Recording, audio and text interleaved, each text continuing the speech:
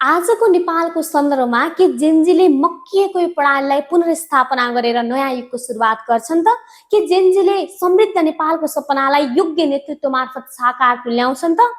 धन्यवाद आयोजक परिवार। यो सुनौलो अवसरको लागि हरेक नेपालीको मनमा उब्जिएको यो प्रश्न सहित यस सरल नेपालद्वारा आयोजित ऐतिहासिक महत्त्व बोकेको राष्ट्रिय स्तरको अनलाइन वक्तकला प्रतियोगिताको म एक प्रतियोगी तथा भरतपुर 4 मा अवस्थित वाल्मीकि शिक्षा सदनको कक्षा 11 मा अध्ययनरत छात्रा क्रिस्टिना पराजुलीको हार्दिक नमन तथा न्यानो अभिवादन। समयको महत्त्वलाई मनन गर्दै म अबको नेपालमा जेनजीको भूमिका शीर्षकात्मक मेरो वक्तव्य प्रस्तुत गर्नतर्फ लाग्दछु। सन् 1997 देखि 2012 भित्रमा जन्मिएर प्रविधिको काँधमा न्यायको झण्डा बोकी हुर्किएका, बुलन्द आवाज सहित प्रश्न गर्दै परिवर्तन चाहने, पुराना संस्कार र संस्कृतिलाई आधुनिक दृष्टिकोणसँग जोड्ने र नेपालको कुल जनसङ्ख्याको करिब 35% जनसङ्ख्या ओगटेका जेनजीको अबको नेपालमा कस्तो भूमिका रहेको छ त?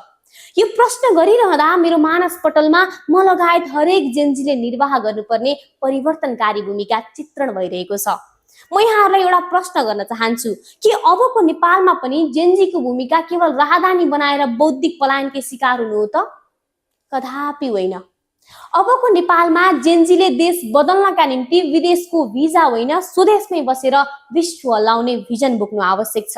अबको नेपालमा जेनजीको भूमिका भनेको केवल राहदानी बनाउने लाइनमा लाग्नु मात्र होइन, 67 अर्ब निर्यात पुगेको नेपालमा डिजिटल क्रान्ति गर्नु हो। भ्रष्टाचारको प्रतिकार गर्दै सुशासनको प्रत्याभूति गराउँदै नेपालको कृषिमा आधुनिकीकरण, व्यापारमा विविधीकरण, उद्योगमा विस्तारीकरणसँगै पर्यटनमा विशिष्टीकरण ल्याएर नेपालको कुल गार्हस्थ्य उत्पादन वृद्धि गर्नु हो। वास्तवमै भन्ने हो भने सन् 2025 सेप्टेम्बरको त्यो ऐतिहासिक विद्रोहको राप र तापलाई सङ्कल्पमा बदल्दै मक्किएको यो प्रशासनिक प्रणालीलाई पुनर्संरचना गर्नु र नयाँ नेपालको विधि र पद्धति स्थापित गर्नु नै अबको नेपालमा जेनजीको प्रमुख भूमिका हो।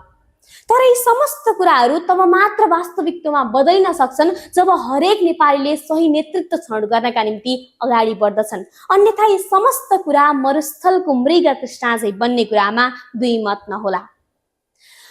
त्यसैले आजको समयमा जेनजीको नेपालमा प्रमुख भूमिका नै right man in right place अर्थात् योग्य हातमा नेतृत्व सुम्पनु हो। त्यसैले आउनुहोस् जेनजी, अब आफ्नो कर्तव्य पूरा गर्ने समय आइसकेको छ। शहीदहरूको बलिदानको संकल्प गर्दै हाते मालो गरी अगाडि बढेर हरेक जेनजीले, हरेक नेपालीले देखेको सपनालाई साकार पारौं, किनकि अबको नेपालको जेनजी नै हो आशा, भरोसा र रूपान्तरणको मेरुदण्ड भन्दै मेरा भनाइहरूलाई यही टुङ्ग्याउन चाहन्छु। हस्त धन्यवाद, नमस्कार।